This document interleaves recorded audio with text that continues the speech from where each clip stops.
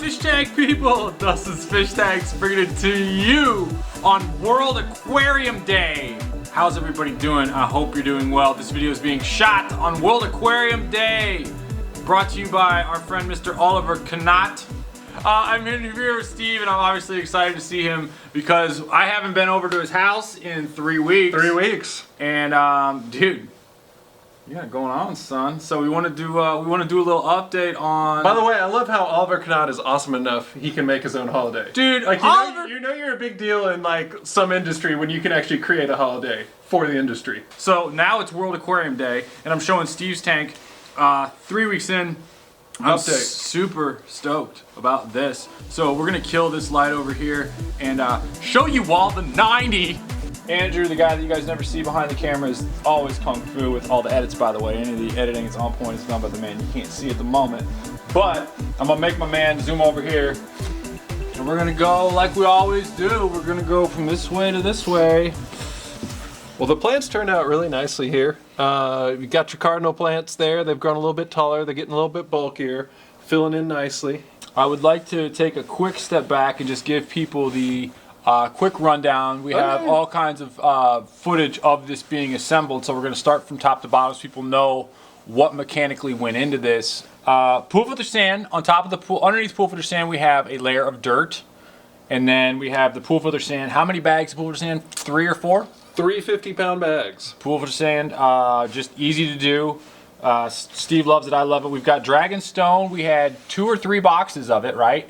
And we could have done more. Yeah. Dragonstone, cheating rock as I like to call it. Forget the hardscape, forget the softscape, roll up. He's got 150 watt metal halides, 2 of them. Yes. 175 or 150? He got 150. 150 waters. They're double-ended bulbs from me. And then he's got 2 of my standard double LEDs on here. Loving that. He's also got an aqua clear filter on the back here. The large size. The XL, what is that? Yeah, that's the Aqua Clear 110. That's the big one. The big one. The big one. That they haven't, by the way, they haven't changed the design on that in like years. It's, just it's like, great. It just works. It works. So, wanted to show that. Well, how many watt heater did you put on this? I've got two heaters. Can you break that down on why you do 2 heaters? Well, I like it because if one heater goes broke and you don't realize it, then at least you got a backup. I mean, it may not be able to heat the tank fully, but at least your stuff isn't going to die. Okay. And speaking of stuff that's not going to die, with the heat and then whatever, you rock cardinals. Got to talk about the cardinals before we talk about the plants. Oh yeah. Love the cardinals. I've gotten more cardinal tetras since we did the first video. Yes. How many total? I'd say there's about 35, 40 in there right now. Yeah. Son. I probably need more. Steve bringing the pain on World Aquarium Day today. Bringing the heat. So it's a tough fish. It's a hotter temp fish. So if you're going to do a cardinal tetra, you want at least 75 in your tank. They can handle it all the way up to 90. You can run 90-degree water with the cardinal tetra. It'll kill all your plants, but you can have a 90-degree water. Wow, dude, I could keep those in the greenhouse in the summer if I wanted. Yeah, if you wanted.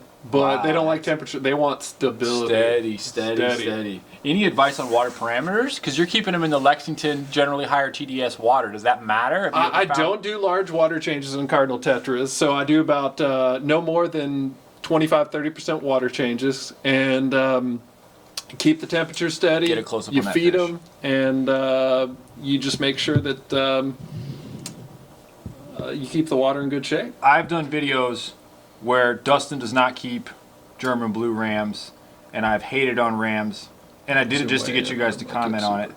But you got to get close on that fish, as close as you can, because that is a World Aquarium Day special right there. Did you get that? Did you get that at Animal House? Yeah. Animal House coming through. Animal House, Richmond Road. Shout out to the local pet store. Go there. Watch from the side. Oh, dude. The cardinals are nice because they stay more in the middle to lower part of the tank. And then I've got my rasboras up at the top of the tank, schooling along the top. We agree to disagree. I would roll all cardinals, no rasboras, but it's Steve's tank and rock on, and it does look good. Yeah. I've actually never done cardinals. We talked about the equipment, we talked about the substrate, we talked about the heaters, talked about the Dragonstone. Would you like to talk about the plants? Sure. I made him get Hydroplet for show. Hydroplet feeder, for those of you who don't know. It's one of our hottest sellers, and it's just blazing through here. I'm so glad that you got it because it gives you that nice contrast. It's grown fast. It's grown fast, and it's been really nice because it seems to grow up from the base. You can see some new plants coming right under those roots. Oh man, it's so hot. Yeah. Steve got, baker's choice on that. I want to go low and show the Hydrocotyl tripartita. Folks, that is not a beginner. Clover. I call it the clover plant. That is not a beginner plant at all. No. Don't be coming at me saying, I want a carpet in a 90 gallon. Like Steve is rocking 2 halides, 2 of my standard doubles in a dirted tank to grow. Now, when I started, I didn't have much of this. Yeah, we just started with look at the footage. You can see the footage right there. Yeah. How little he started with of that plant. And it's grown nice, and it's going to keep. It eventually will carpet this whole sand. I just have to keep being really patient. And he came over the other day and was checking out. This is 3 weeks. This looks pretty good for 3 weeks. And by the way, this is the 3-week mark of when it starts to kind of turn in. You got to kind of, especially all you fellas out there, when you get the planted tank and it doesn't look great for the first couple weeks, you got to get your wife to buy into the 3-week mark. We are at the 3-week mark, done remarkably here. Steve was out at 2.0, spotting the Glosso. Glossostigma would also be a really fat addition to this tank, and could easily be grown in here.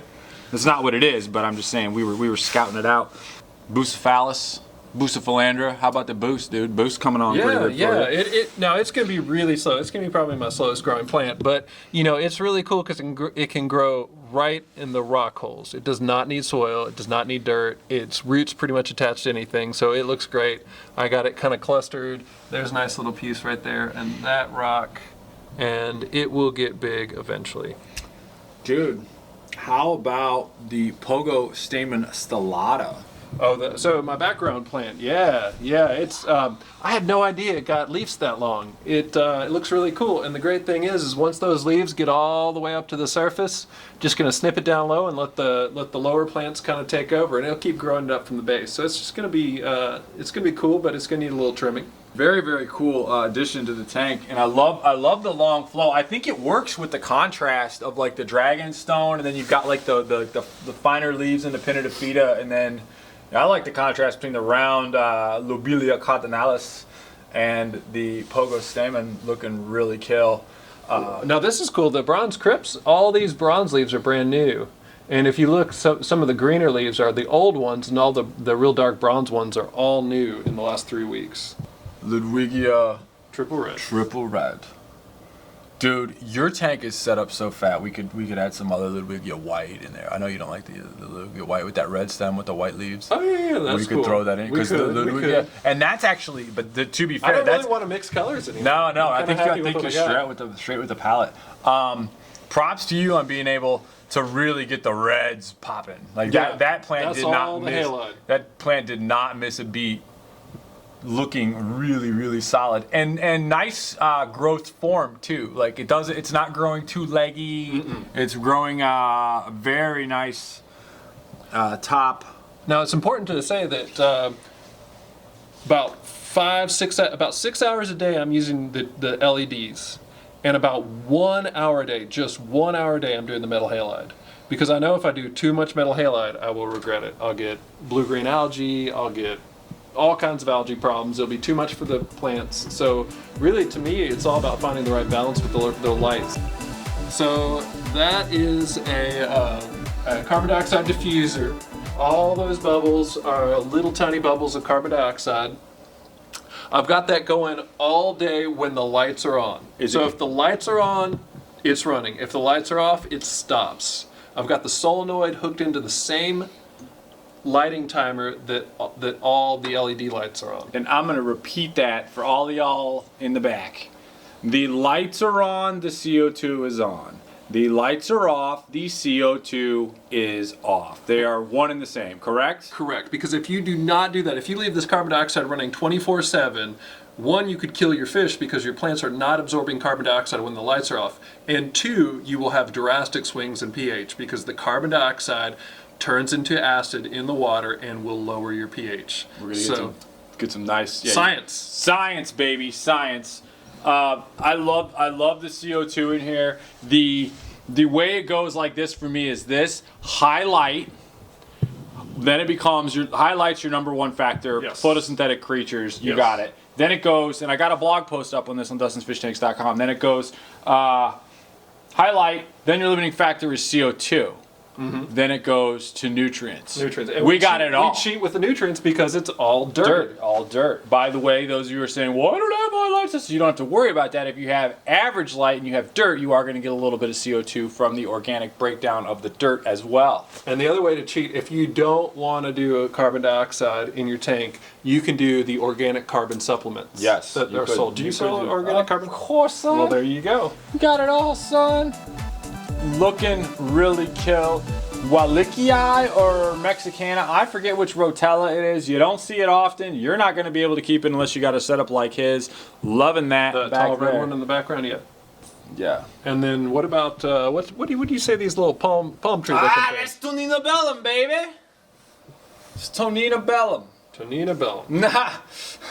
Hide the women and the children with that plant. That is not an easy one to keep as well. You are doing a fine job. If you don't have metal halide and you don't have carbon dioxide, you don't keep it. You don't keep Tonina. We used to stack that in a 90 in 1.0. We used to stack it with like 6 bottles of CO2 inverted and then a 250 halide. And it would grow. It was but that was what it took. So props to you on getting it going.